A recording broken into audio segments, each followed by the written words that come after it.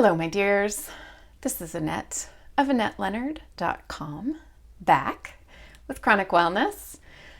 And we are more than a year and a month into what started as the lockdown, the shutting of things at the onset of the novel coronavirus last year, 2020, March.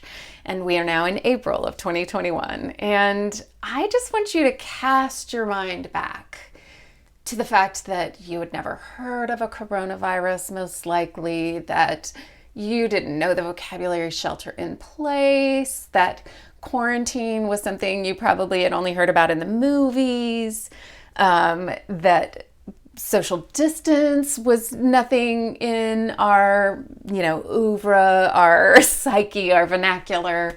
And now all of these things are just things that are part and parcel for our conversation.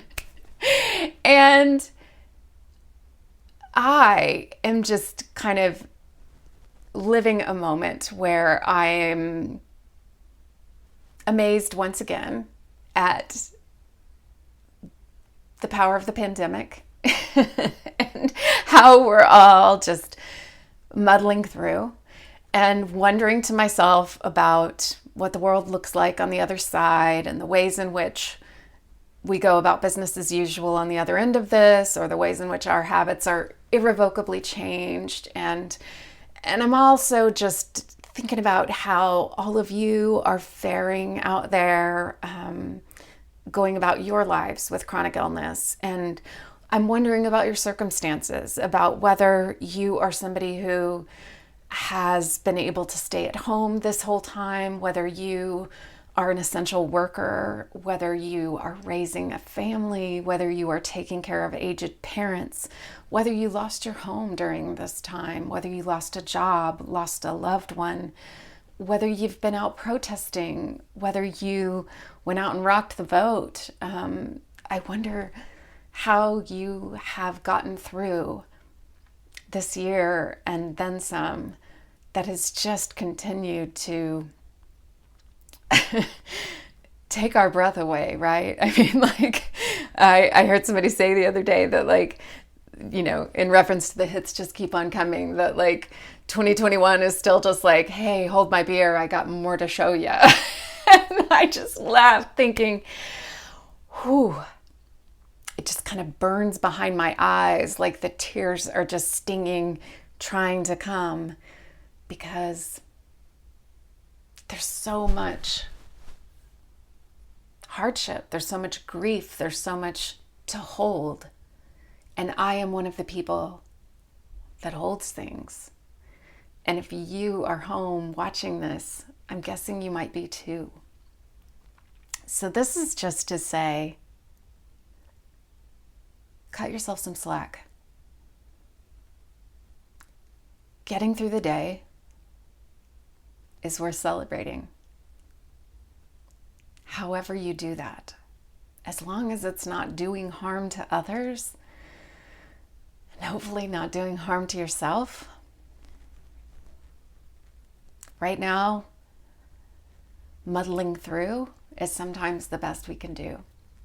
And I talk a lot about how to extend your grace, your kindness, your compassion, your love to yourself.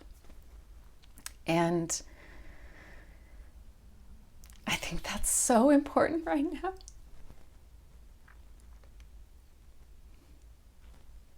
I think that's so important right now. And if you're sitting there thinking that other people are deserving of your kindness, your goodness, your mercy, your love, but you're somehow exempt from that equation, I want to just pull you up by the short hairs right now and remind you that that's not true. That it is a confused sort of narcissism to think that you are exempt somehow from the well of compassion that everyone else gets to draw at except you. So this is to say, take a big old draft, draw deeply. It is a well without end. It is a spring that springs eternal. So drink until your heart is full. Drink until you know that you have value and worth, and that the wellspring of love and compassion extends to all of us, and most especially to you. I love you. You are deserving of love, compassion, goodness, mercy.